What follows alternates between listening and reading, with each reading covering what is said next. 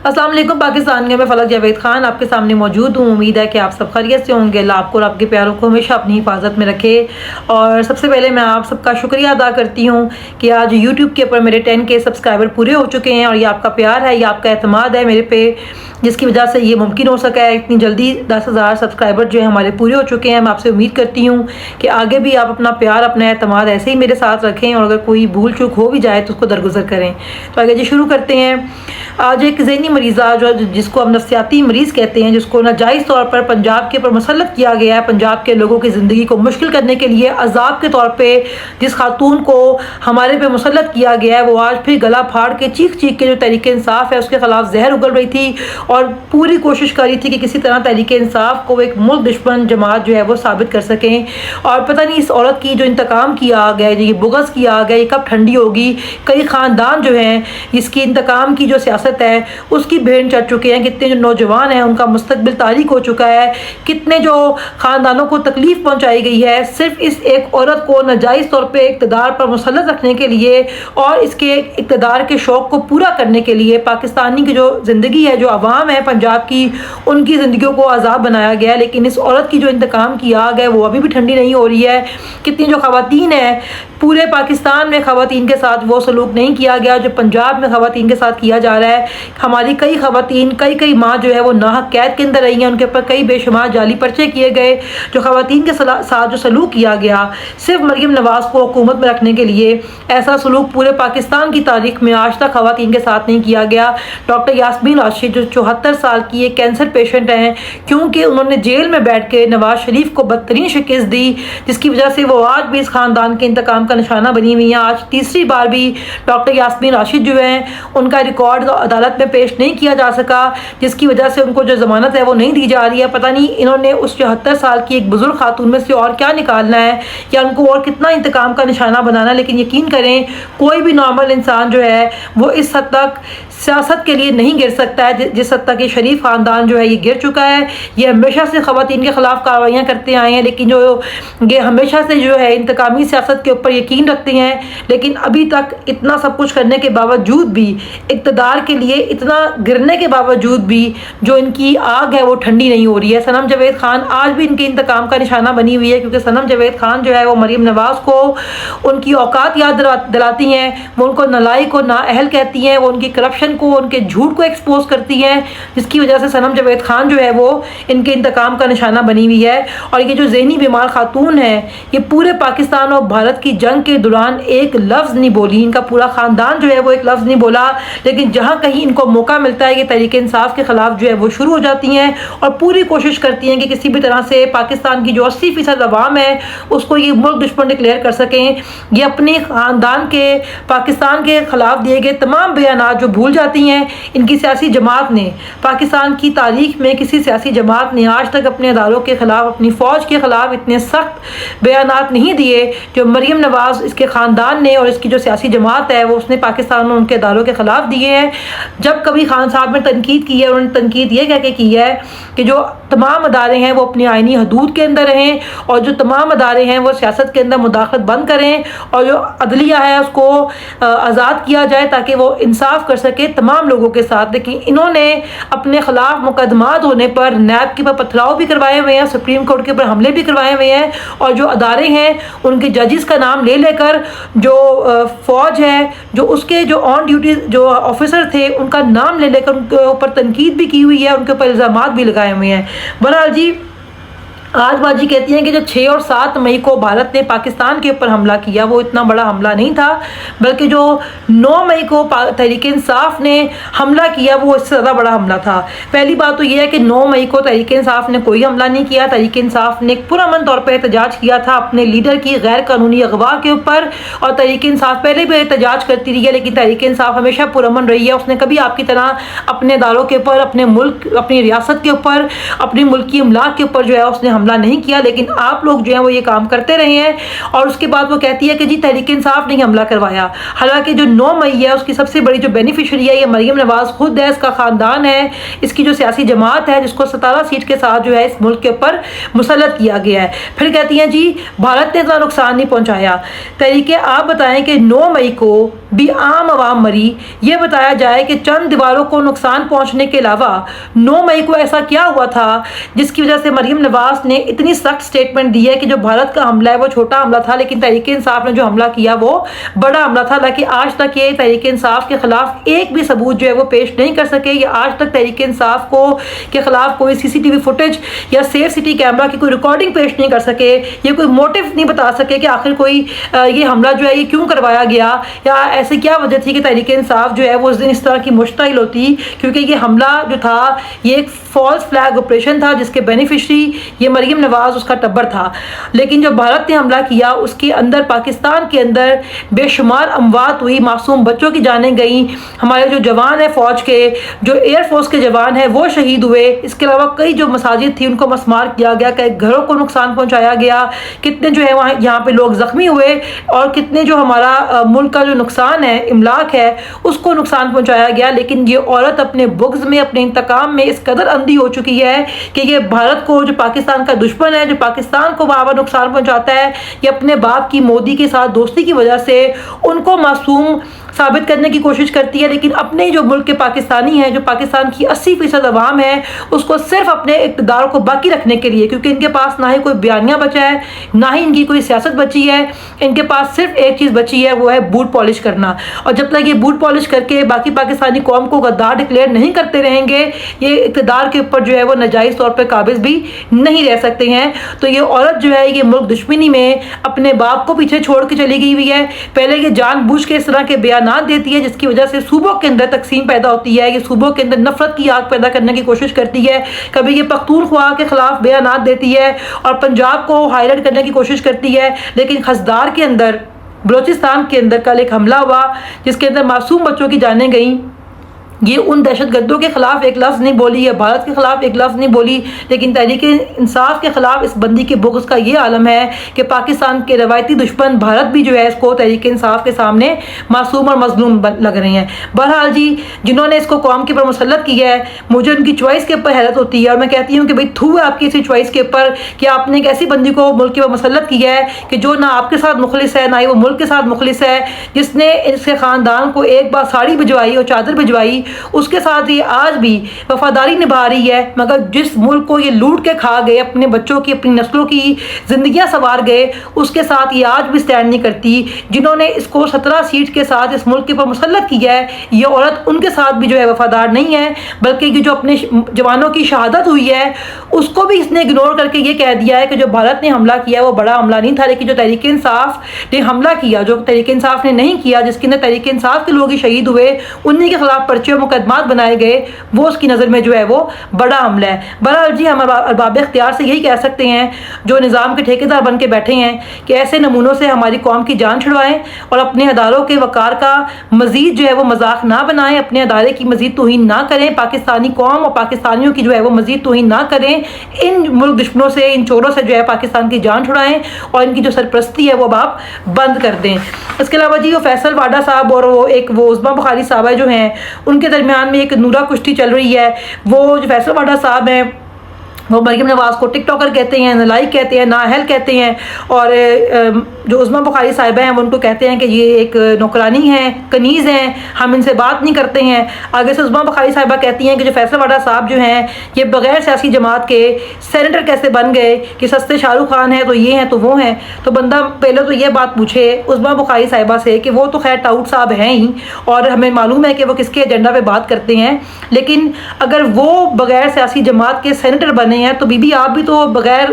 سیٹیں جیتے، ووٹ لیے بغیر 17 سیٹس کے ساتھ پورے ملک کے اوپر قبضہ کیے بیٹھی ہیں۔ جو آپ کی باجی ہیں وہ مہر شرافت سے الیکشن ہاری ہوئی ہیں، اس کے باوجود بھی پورا پنجاب جو ہے وہ سنبھال کے بیٹھی ہوئی ہیں، تو آپ دونوں بالکل ایک جیسے ہیں۔ اور میں عوام سے کہنا چاہتی ہوں کہ ان کی باتوں کے اندر بالکل مت آئیں، یہ سیم وہی ڈرامہ کیا جا رہا ہے جس طرح زرداری اور نواز شریف آپس میں ڈرامہ کرتے تھے، جس طرح شہباز شریف کہتا تھا کہ میں پیٹ پھاڑوں گا اور سڑکوں پہ گھسیٹوں گا، اور پھر بعد میں مریم نواز کہتی تھی کہ زرداری اور عمران خان جو ہے وہ بھائی بھائی ہیں، اور پھر خود جا کے جو ہے یہ لوگ زرداری کی گود میں بھی بیٹھ گئے اور جا کے جیو بھٹو کے نعرے بھی انہوں نے چلانا شروع کر دیے تو یہ وہی جو ہے ایک نورا کشتی چل رہی ہے عوام کو کنفیوز کرنے کے لیے۔ آپ اپنا پورا فوکس جو ہے وہ عمران خان کی رہائی کے اوپر رکھیں، کیونکہ اسی کی آڑ کے اندر یہ اپنے تمام جو ہے مقاصد پورے کیے جا رہے ہیں، اور صرف فیصل واڈا صاحب اس لیے بولتے ہیں تاکہ نون لیگ جو ہے وہ اپنی اوقات کے اندر رہیں اور ان کے اوپر ایک تلوار جو ہے وہ لٹکتی رہے کہ جی ہم خان صاحب کے ساتھ مذاکرات کرنے والے ہیں، اور وہ یہ سمجھے کہ جو اسٹیبلشمنٹ ہے ان کی پالیسی جو ہے عمران خان کو لے کے تھوڑی سی بدل گئی ہے، اور یہ جو نون لیگ ہے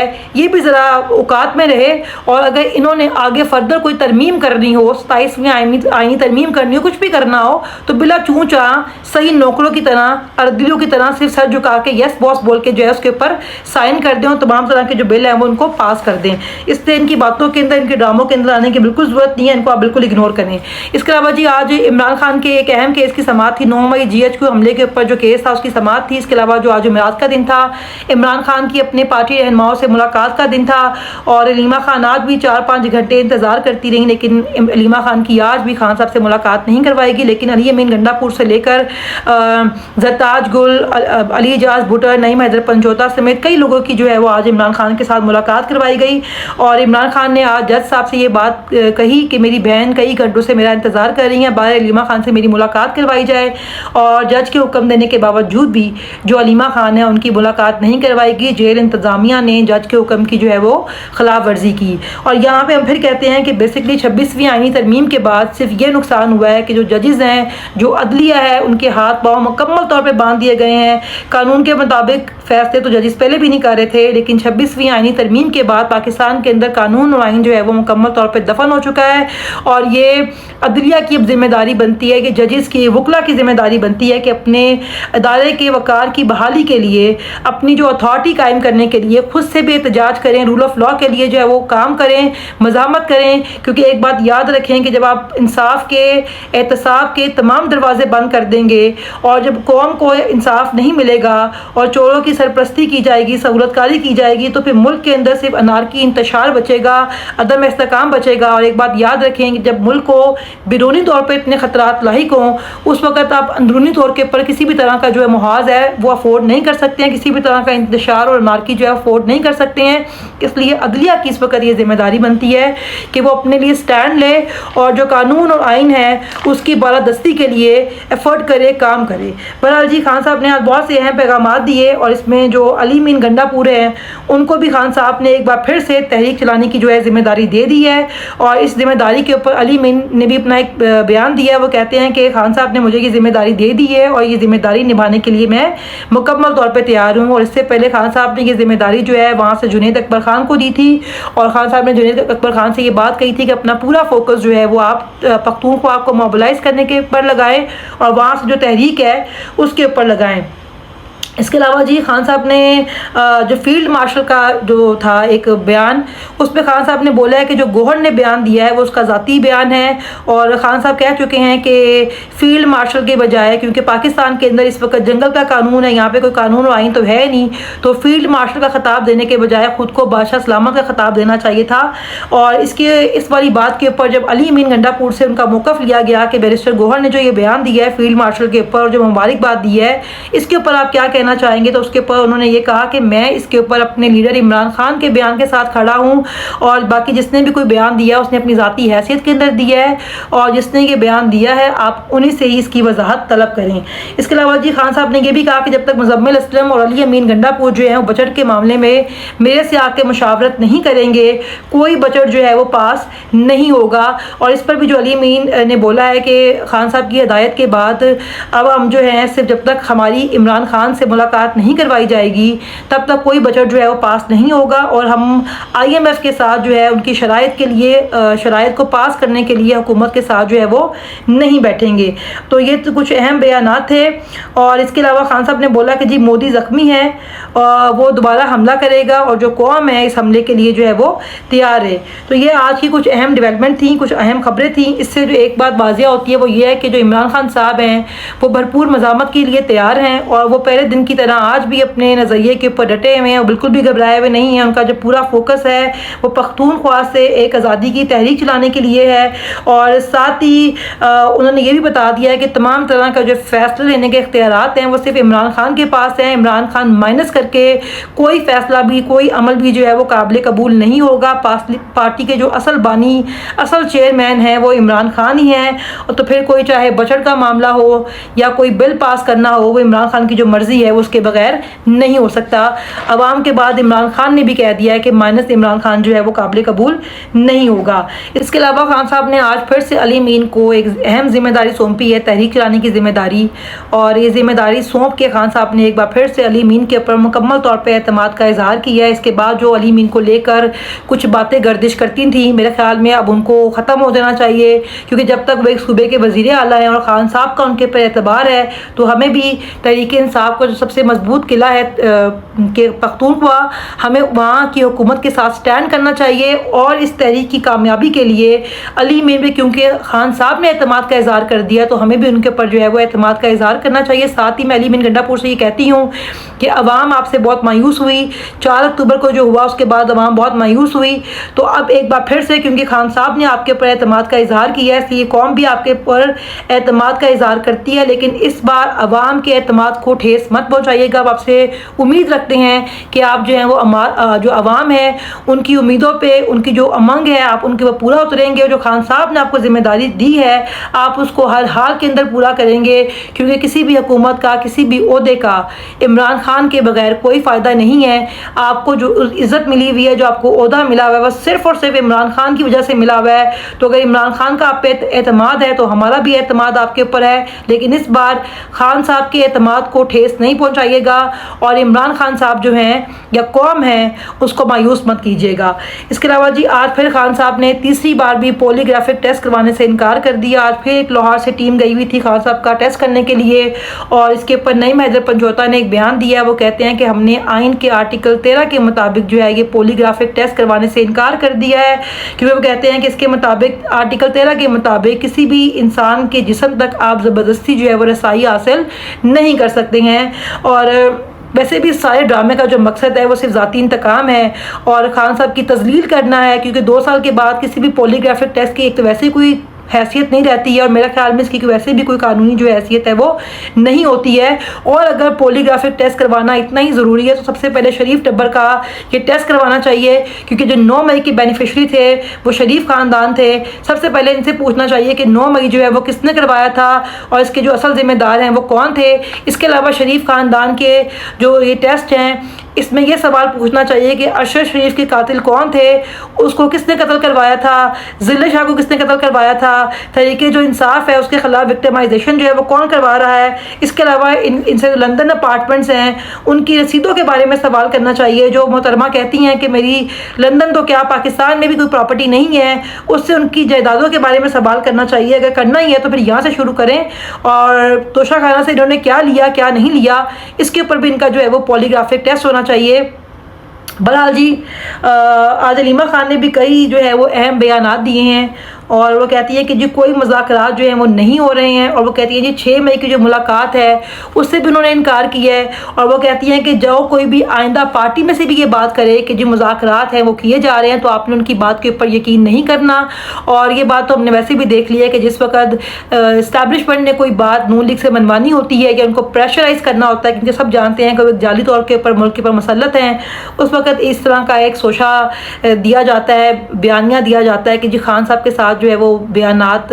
مذاکرات جو ہے وہ ہونا شروع ہو گئے ہیں, پالیسی جو ہے وہ چینج ہو گئی ہے تاکہ جو نون لیگ ہے جو جعلی طور پر مسلط ہے وہ بلا چون چراں جو ہے وہ ساری باتیں مان لے. اس کے علاوہ جب کوئی تحریک چلنے والی ہوتی ہے اس وقت بھی یہ بیانیہ بنایا جاتا ہے تاکہ جو عوام ہے اس کو ڈسٹریکٹ کیا جا سکے اور جن کا غصہ ہے وہ تھوڑا ٹھنڈا کیا جا سکے. تو میرے خیال میں کوئی بھی اس طرح کی باتوں کے اندر اب نہیں آتا ہے. اور جب تک عمران خان کو عدالتوں سے انصاف ملنا شروع نہیں ہو جاتا ہے, تحریک انصاف کے خلاف سیاسی انتقامی کارروائیاں بند نہیں ہو سکتی ہیں. تمام سیاسی قیدی جو جیلوں کے اندر ہیں ان کو رہا نہیں کیا جاتا, ان کے پر جو مقدمات ہیں وہ ختم نہیں کیے جاتے ہیں, خواتین کو رہا نہیں کیا جاتا, اور جب تک خان صاحب واپس آ کے اپنی قوم سے خود سے خطاب نہیں کرتے تب تک ہم کسی بھی جو مذاکرات ہیں اس طرح کی افواہ کے پر مزید یقین نہیں کریں گے. اور ہم پوری قوم سے کہتی ہوں کہ اب اپنا پورا فوکس جو ہے وہ تحریک کی طرف رکھیں, کیونکہ عدالتوں سے ہمیں انصاف نہیں مل رہا ہے, اور جو بھی انصاف ہے وہ آپ کو سڑکوں کے اوپر ہی ملے گا, اور اس کے لیے آپ کو مزاحمت کرنی پڑے گی. تو جی آج کے لیے اتنا ہی کافی ہے. انشاءاللہ اگلی ولاگ میں پھر ملاقات ہوگی. اپنا خیال رکھیے گا. پاکستان زندہ باد. عمران خان زندہ باد.